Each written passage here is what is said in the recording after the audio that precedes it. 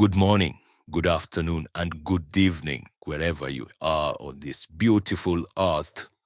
Today, I'm going to be reacting to a divorce lawyer that is revealing a lot about what goes on in post marriages and why this popular phrase, happy wife, happy life, came to be.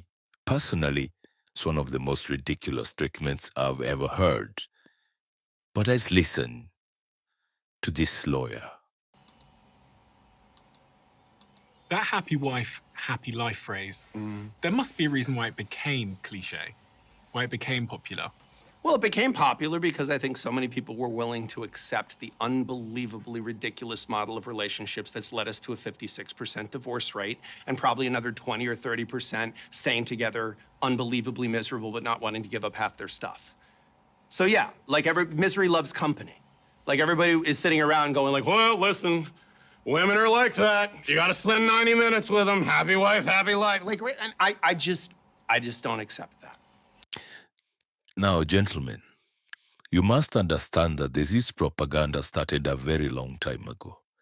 And over decades, with media and NGOs, activism, and all that, the man's mind has been twisted to accept unfair treatment, or even any decent treatment at all.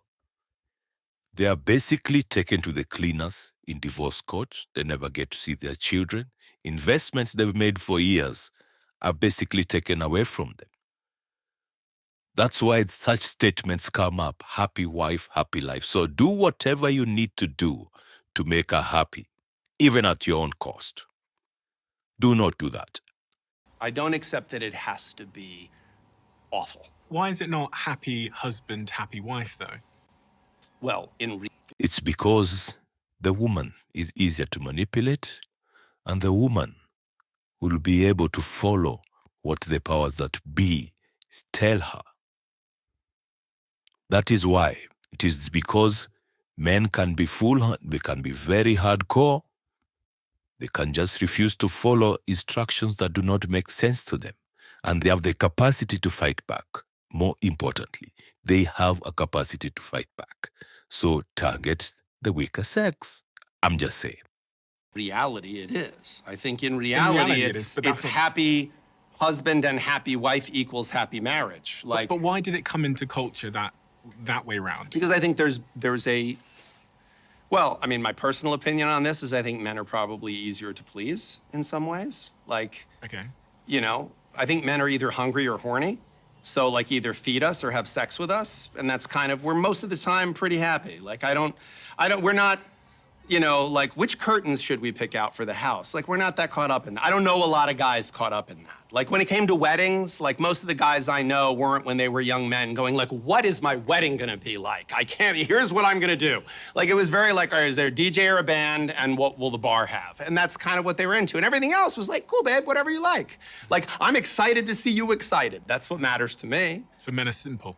I think men are quite simple, yeah.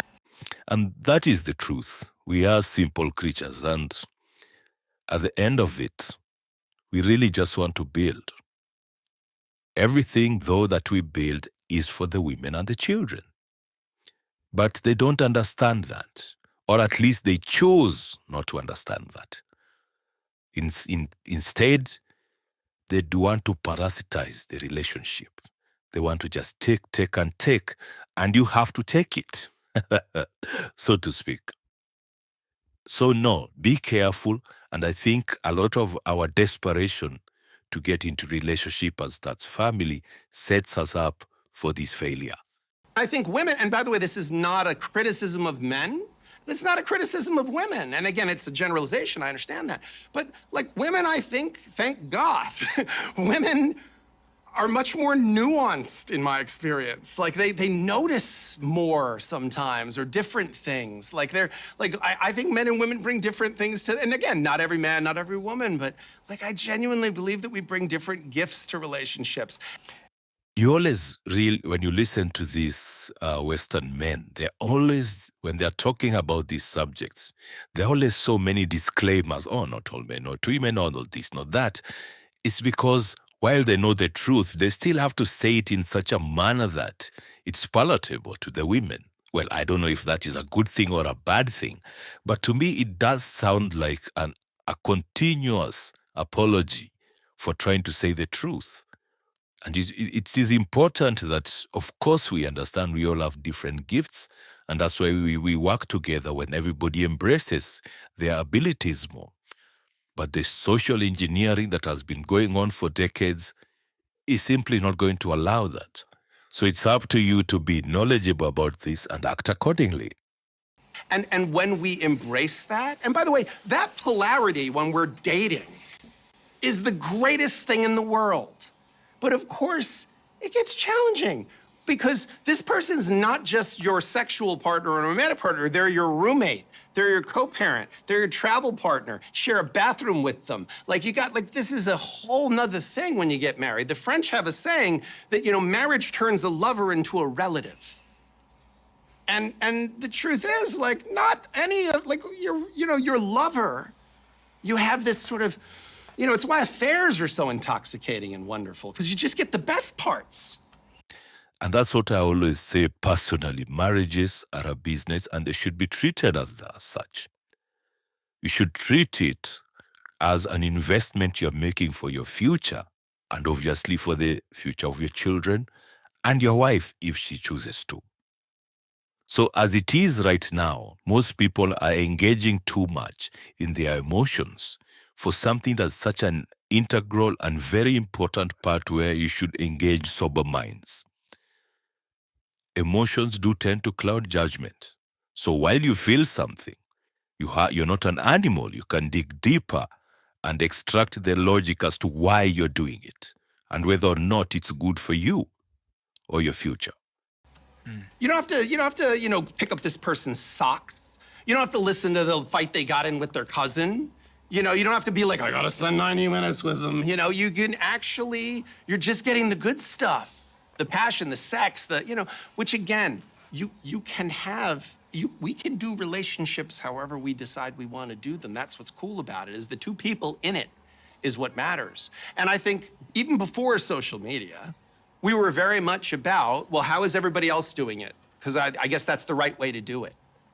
And so, yeah, happy wife, happy life was like, listen, just here, just make her happy because then she'll shut up and you can just watch football. I mean, look, that never appealed to me. That was never interesting to me. I think a lot of people absolutely buy into that model of relationships. What's more interesting to me than people who've just given up, right? People who've just said yeah, I know the hard thing to do and the right thing to do are the same thing, but I'm just gonna do the easy thing because it's What's more interesting to me is that I think sometimes people screw up their relationships with completely good intentions. And the example I give in my book about this is sex. I think most people who've been in a long-term relationship will say, yeah, the sex has become kind of predictable. It's become it's not as novel, And I think that happens for the absolute best of intentions. And it would be really lovely if we just acknowledged that. The problem we have these days is that by the time someone is getting together with another, they've already had so many sexual experiences that they simply cannot be satisfied with some kind of predictable, monotony, stable relationship.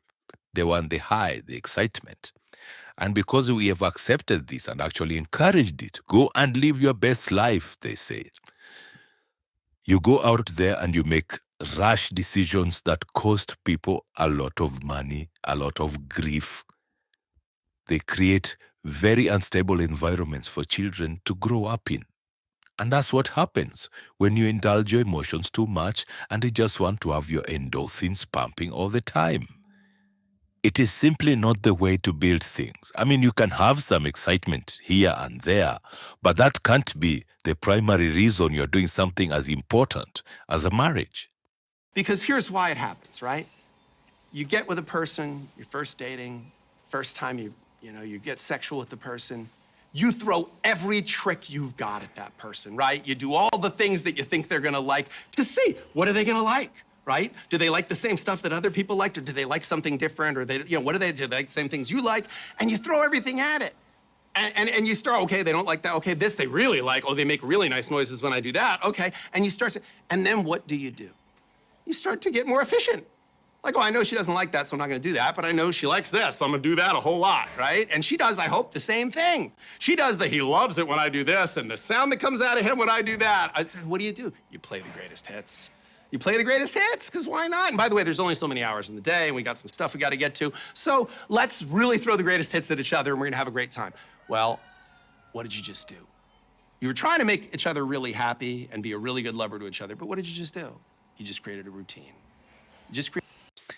This is the most important thing. Routines, especially when they are good routines that are intended to build something, are good things because they create a stable environment for you to build things, for you to improve on things. Because when you have all this turmoil in relationships, you really do not have the time to build. You're always trying to put out some fire. Or she's not happy this, she's not happy that. So everything has to stop until she feels at least partly satiated. It is simply exhausting. I cannot take part in such. Routine. And here's the other thing about humans, which we all know. If we've ever had a sexual partner for more than 6 months, then you've noticed the patterns. And by the way, you're thrilled with them because you're doing the greatest hits. Like, I went to see Springsteen to hear Born to Run. That's what I'm there to see. Like, I love it. Do the greatest hits. But then if they do something different, there is some part of you that goes, what was that? Where did that come from? We don't usually do that, or we don't do it in that order. And by the way, sometimes that's exciting, right? Sometimes it's like, yeah, let's have sex in the laundry room. What? We got a bed right over there. Yeah, we always do it over there. Do it in the laundry room. Like, I don't know, that's fun, right? It's fun to do something different. Well, we get to a place where now when we do something different, we start to feel like we're gonna have a conversation about it. Because it's like, well, why did you do that? That's strange, or sometimes people go, why did they do that different thing? Are they like, is it they're watching porn? Are they cheating on me? Where did they get that idea from? Is that something that they want? Did they want to start doing that? Is that part of the greatest hits and I didn't realize it? Do they not like what I've been doing? And we start to sabotage, again, with good intentions from day one. All you wanted was to make your partner happy and they wanted to make you happy, and look what you did. And this is the kind of maturity and the thought process that should always be engaged when you're getting into these relationships. You cannot look at something that is natural, that is growing, that is being nurtured, and you always have the urge to throw in some fire, some fireworks, just for a little excitement. If you look all over the world, the people that are building the best things, the people who are maintaining the best things, relationships, infrastructure, technology, name it, there is a structure, there is repeated activities that make the whole process becomes better, the products become better, the thought processes become better. And you must fight very hard to maintain the soberness that is required to do these activities. I'm telling you, if you marry the wrong person who's giving you hell all the time, it's difficult to build, because the nature of it now in society is that it's a happy wife, happy life. What they don't tell you is how difficult it is to try and make a person happy. Forget your wife. If that person can't make themselves happy, you have no chance. Anyway, ladies and gentlemen, I hope you did enjoy that video. You can go and catch it on the channel is called The Diary of a CEO Clips. So divorce lawyer reveals shocking marriage truth. So that's the video. I'll leave the link down in the descriptions for you to go and watch the rest of that video. Otherwise, I don't know what you thought of that video. Leave a comment, a like on the video. And of course, if you have not subscribed, subscribe to the channel. And let's continue to improve our knowledge base, gentlemen. Peace.